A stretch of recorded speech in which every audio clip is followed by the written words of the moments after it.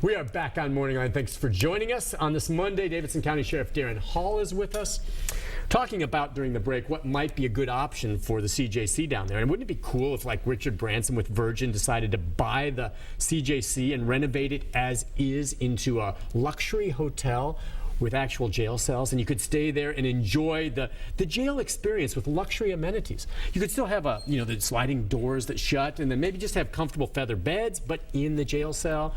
Room service would have loaf and julep, but the julep would be something fancy. I think the media, you need to stay in the media. Yeah, I don't think it's design. The imagination and the creativity, I don't think that's reality, is it? I will tell you, though, in Cincinnati, Ohio, one of the nicest steakhouses in that town is an old jail that they've turned into it. Yeah, I forgot the name of it. It brings a certain really ambiance. Cool. But I don't think I'd be I don't think that's going to happen here. What's No. going to happen is it will be torn down. All right, let's take some phone calls. We have Kelly waited through the break. Kelly, good morning. Hi, Kelly. Hi. Hey, what's on your mind? It says ask the sheriff, so I'm just trying to find out. Yeah, give it a try. I just have a question for him. We just found out legally that the biological mother of a child that her dad, the biological dad, had just passed away, and the biological mother is still alive. How do we go about, is it true that within 24, 42 hours that child is supposed to go back to its original mother?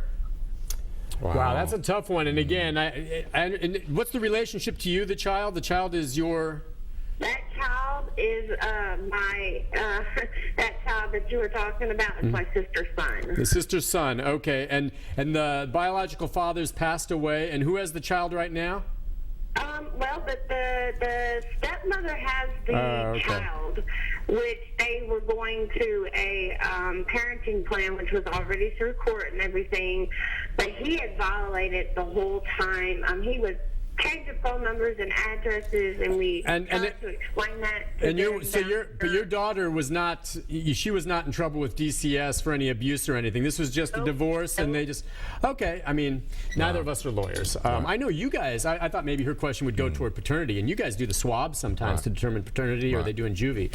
I don't know if you want to weigh in, except those things are so complicated that's a as well. custody issue. I'd be very, at least for me, I would be doing you a disservice. I really think it is you need an attorney to. I would reach out to an attorney and just start talking about it, because it sounds like it's going to be a complicated, custody. I just can't imagine if it was shared custody. The biological father and mother have first claim to the child. If the father's dead, the biological mother, your daughter, should have claim to it over the stepmother, unless there's been some adoption procedure that came into play. If they were sharing custody, I could be wrong, but I have plenty of these attorneys come on and talk about it, and I would think your daughter has a very, very strong claim, provided what you tell me is accurate. But that's all I can say on that. But thanks for your call, Kelly. You need to touch bases with a lawyer on that to see. Let's go to Philip. Hi, Philip.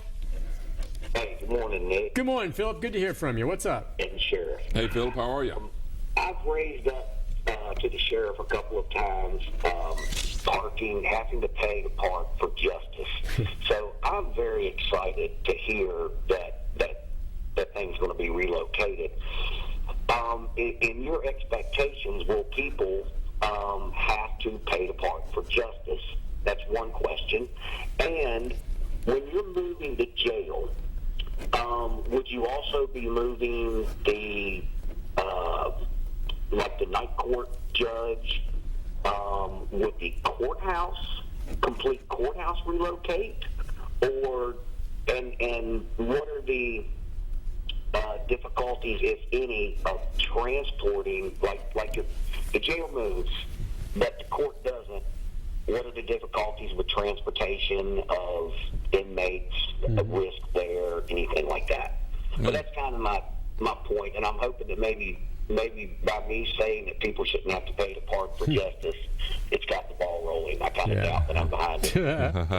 I'm glad to hear it. All right. Thank you. It's true. You drive around down there, you see people driving in circles trying to find parking places around the CGC, and they're always in the darn media spots, and boy, does that burn me.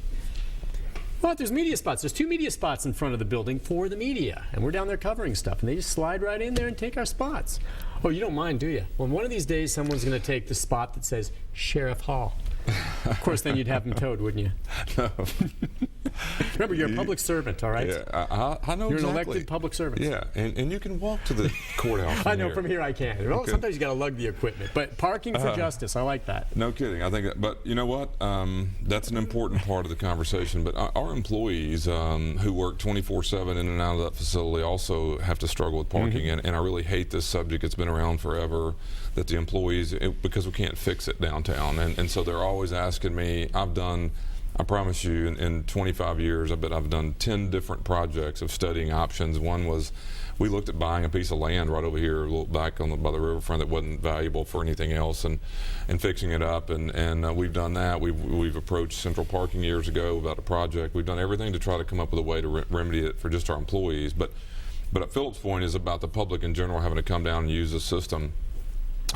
It is true. Moving our operation will save the families that have visitors in and out of the system. Volunteers, we have volunteers that come and volunteer. Over 100 of them, are approved to come in and out and offer services. But then they have to pay to park to volunteer.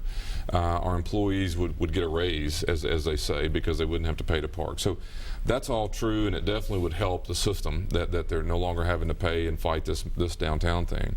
The night court function would move with us. Now, what that really means today is probably the technology by the time we would open, let's probably 2 to 3 years down the road.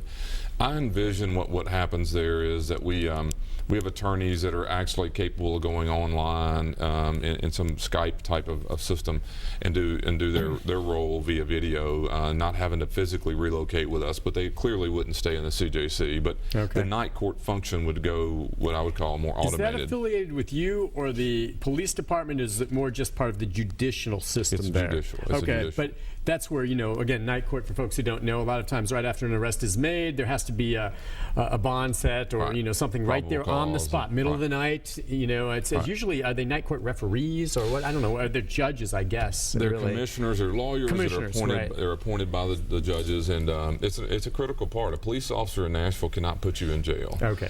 You have to get clearance through there, and they're the ones who determine probable cause to detain you and the bond amount. So that has to occur on the booking process side. Well, obviously, we run booking, and it would all move with us, but they don't physically have to go with us. They just won't stay in the CJC. And I think it's a good question. You'll go to take out warrants. My vision would be that you would go take out warrants, maybe at a South Precinct or a North Precinct or wherever those locations are. You'd walk in, you'd hit a button, the screen would pop up, the judge is there. You'd explain what the situation is. They would determine whether you needed to take an order of protection out or a criminal warrant. So it'd all be done much better than having to drive downtown and pay for justice, as Philip brings up. I mean, it's a... Yeah, it's a good point. I mean, it is tough for people to get down there. Yeah. We'll take a break. And by the way, also, Philip, you were asking about, moving inmates. We touched on that earlier, where the same video you're talking about is going to allow these inmates to be in front of a video screen camera at the jail, popping up down here at the Birch Building, and so they won't have to transport them for hearings, things like this. Now, trials and stuff, that's different. You're still going to have to move them. But we'll take a break on that note. When we come back, more of your calls, our final segment with the sheriff right after this. Stay with us.